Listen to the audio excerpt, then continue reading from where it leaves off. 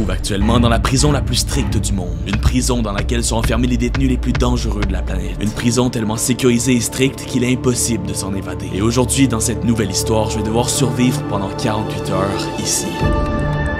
Dans cette reproduction presque identique de la prison de Sicotte, se situant au El Salvador. Sicotte, c'est un centre de détention réputé pour ses conditions de vie extrêmes et son système de sécurité très strict. Composé de 1000 gardiens, 600 soldats, 19 tours de garde et des systèmes de surveillance hautement avancés. Et grâce à de nombreuses recherches, j'ai pu mettre en place cette reconstitution fictive des conditions de vie et du quotidien des détenus de cette prison, afin qu'on puisse voir si c'est possible de survivre dans un établissement aussi strict, si les droits de l'homme sont vraiment respectés, et surtout, s'il y a un moyen de s'en sortir. Et vous me connaissez, comme dans toutes mes histoires, il y a quelque chose qui n'a jamais été découvert dans cette prison. Un secret que les détenus et les gardes semblent cacher, et je vais devoir le découvrir aujourd'hui. Je vous le dis, vous n'êtes pas prêts d'apprendre ce que j'ai découvert à la fin de cette histoire.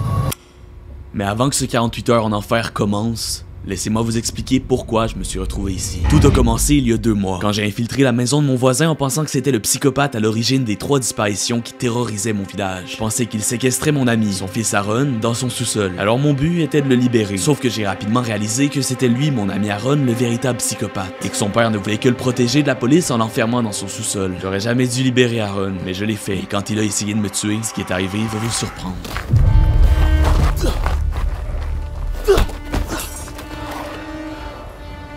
Aaron, arrête. Ça sert à rien, ok? Laisse le couteau là, on va parler.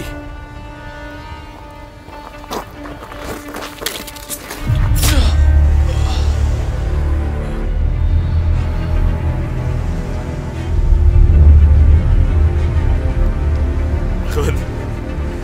Non. Non. Aaron.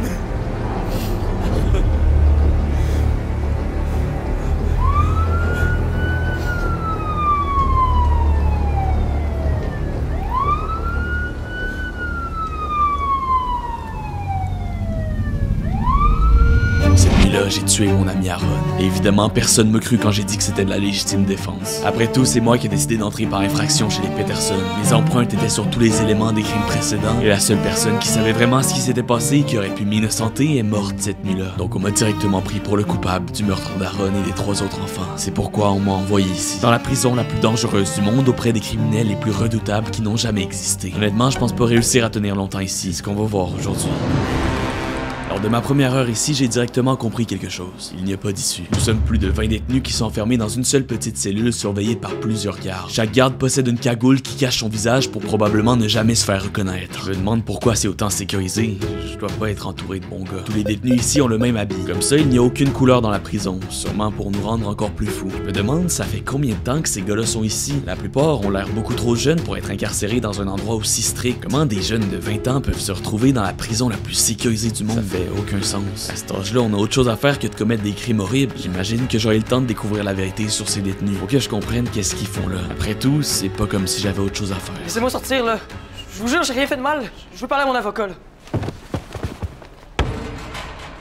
Qu'est-ce qu'ils vont lui faire? Le mur. C'est quoi le mur? C'est ce qui va t'arriver, si tu parles trop. Et il va rester combien de temps? Là, comme ça? Il a pas l'air méchant. Dans 10 heures, il sera de retour parmi nous.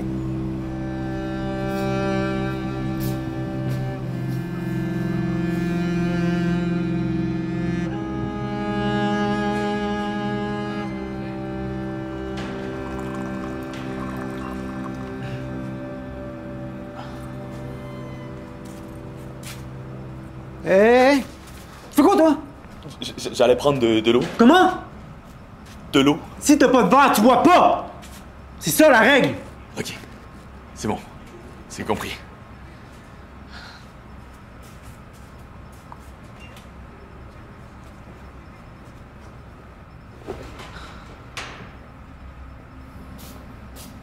Tiens. Merci.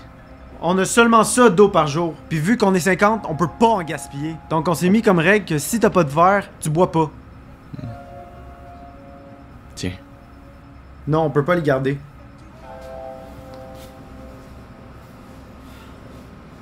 Les gardes vont bientôt passer pour les déchets. Pour eux, même un verre, c'est une source de distraction.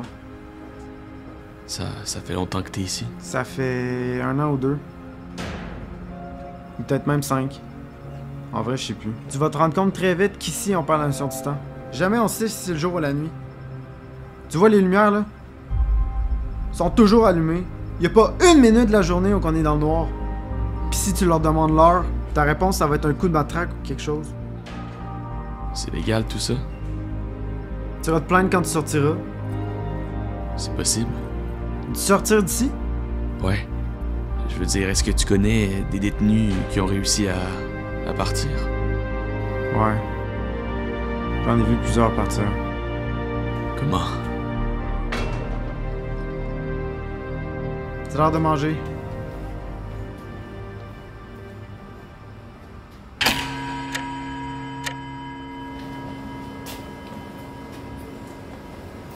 Je commençais justement à avoir faim.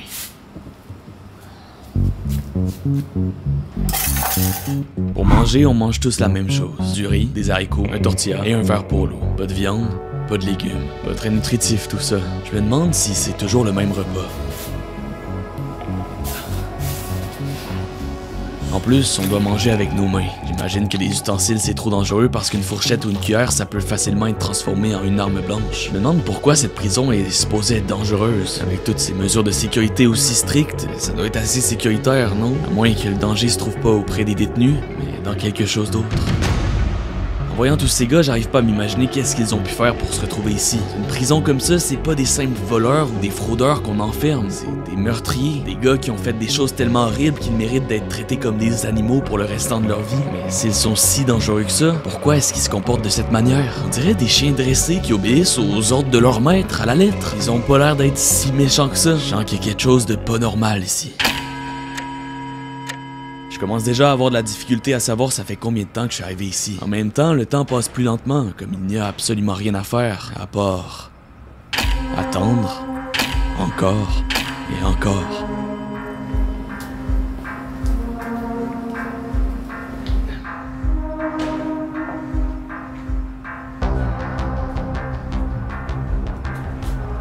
Tu m'en s'en va, le nouveau?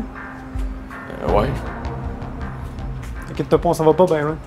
On va faire un peu d'exercice. En place! You guys. Allez, viens. Pourquoi tout le monde semble autant coopératif? Est-ce qu'on se fait tirer si on n'obéit pas à la lettre?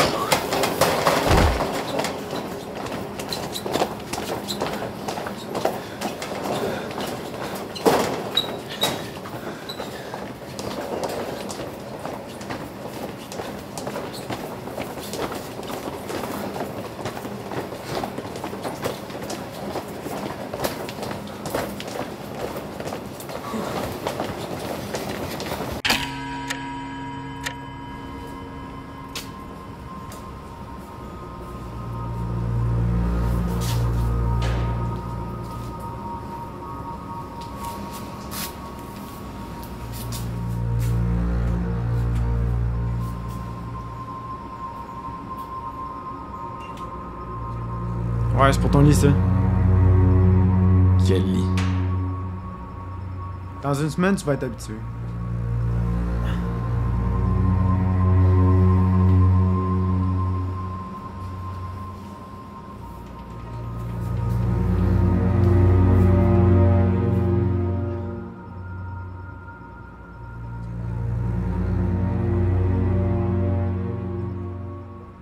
Moi, c'est Léonard.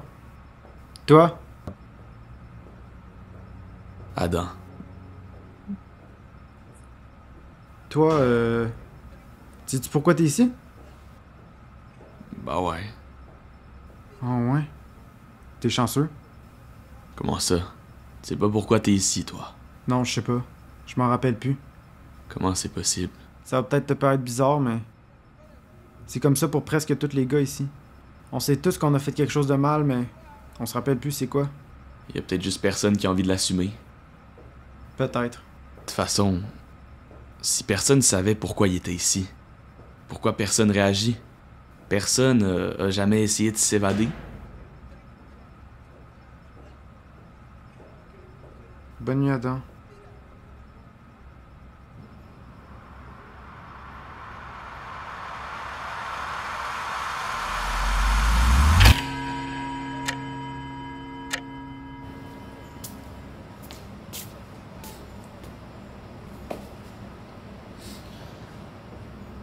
C'est le temps de déjeuner, Adam?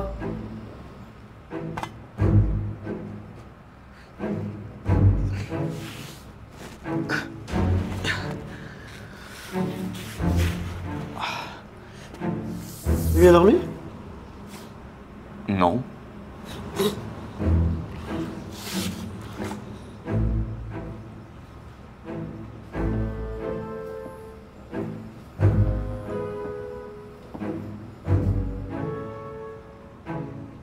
Tu manges quoi? Parce que moi, c'est du bœuf bourguignon avec des légumes. Ah, je te niaise, moi. On mange toute la même affaire ici. Puis toi, c'est pourquoi, hein? Pourquoi t'es ici, en fait? Tu vas pas me dire que t'es innocent, là. J'ai été reconnu coupable du meurtre de 4 personnes. T'as pas l'air d'un tueur, en tout cas. Il n'y a pas grand monde ici qui a un profil de tueur. Attends, si tu savais ce qu'ils ont fait. Tu disais pas que personne s'en rappelait? Presque personne. Mais il y a toujours des exceptions, là. Quand ils s'en rappellent, ben, c'est jamais des trucs joyeux. J'avais un ami qui venait d'une prison normale, puis les visites étaient autorisées, fait que sa famille pouvait venir à chaque semaine, y parler, puis en même temps, ben, il lui rappelait pourquoi il était emprisonné. Puis, c'était grave. Assez pour qu'on l'envoie ici. Je sais pas si t'avais remarqué, mais ici, c'est pas une prison normale. Personne ici va jamais sortir. Ça, je peux t'en assurer. Donc, il est rendu où, ce gars-là? Pourquoi? T'as l'espoir de sortir d'ici, toi? Je vais trouver un moyen. Petit conseil. Ton espoir, là, jette-moi ça aux poubelles. Il y a 600 gardes qui sécurisent l'établissement, puis il y a des caméras thermiques qui savent on est où puis on fait quoi à la seconde près. C'est impossible de s'évader. Mon ami, là, il pensait qu'il était brillant, puis qu'il pouvait déjouer le système. Dis-tu quoi? Il l'a envoyé à la morgue avant qu'il puisse prendre une bouffée d'air dehors. Tout ça à cause de son foutu espoir de retrouver sa liberté. Mais des fois, je me dis qu'il est peut-être mieux OK en ce moment.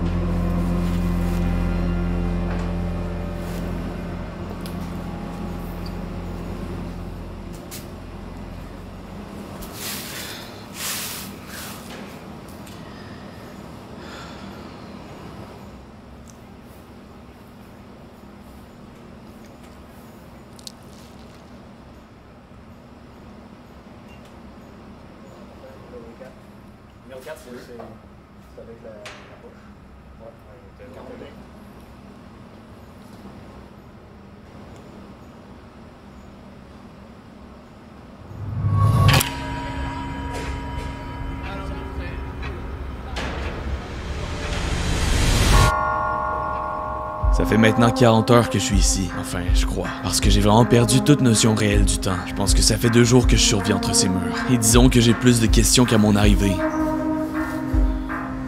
Je dois comprendre qu'est-ce qui se passe ici, pourquoi personne essaie de se révolter. À plusieurs, ça serait possible. C'est pas comme si les gars ici avaient grand chose à perdre. Je me demande aussi pourquoi tout le monde ici a l'air si calme et pas si dangereux que ça finalement. Je vais essayer de leur poser des questions. Peut-être que ça va m'éclairer sur ce qui se passe ici. Toi, tu sais pourquoi t'es ici? Salut? C'est à moi que tu parles? Non, non, je me parlais à moi-même. Ah, ok. En fait, je voulais savoir si tu savais pourquoi t'étais ici. Je le sais pas. Je sais pas pourquoi je suis ici. Sais-tu pourquoi t'es ici? Non, pas vraiment. Je pense que j'ai tué quelqu'un. Qui? Je sais pas. On m'a dit que j'ai tué des gens innocents, mais... Jamais j'aurais pu faire un truc pareil, là. J'ai fait quelque chose d'horrible. Tu peux me dire c'est quoi?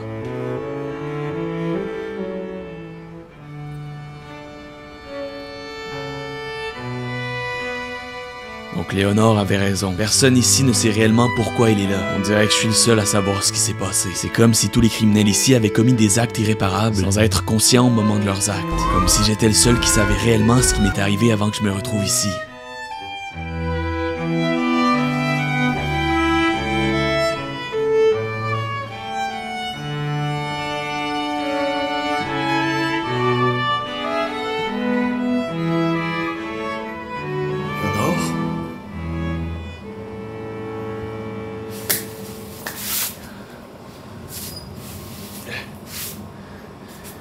Léonore? Excusez-moi, est-ce que vous avez vu un gars, il a les cheveux noirs, il a environ 20-25 ans. Il a des tatous. Excusez-moi, est-ce que vous avez vu un gars, il s'appelle Léonore, il a des tatous sur le... Léonore! Arrête de crier! Ça te fait remarquer. Léonore? C'est pas mettre au cachot, ton Léonore. Depuis qu'ils ont tué son ami, il n'y en a pas qui se révolte. Au cachot? Comment ça, le cachot? C'est quoi, ça, encore? Non, monsieur, s'il vous plaît, je pas...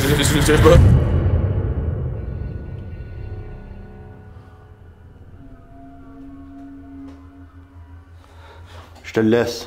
Donne-lui ce qu'il mérite.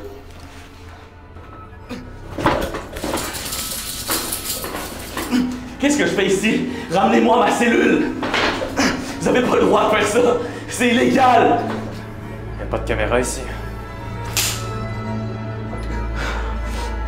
Vous allez me tuer? C'est ça? Comme les autres? Ou bien vous voulez juste me faire peur pour que je vous obéisse comme un chien? On va pouvoir parler.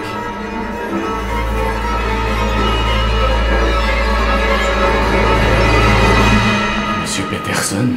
Si tu m'aides à retrouver la personne qui a rendu mon fils psychopathe, je vais t'aider à sortir d'ici.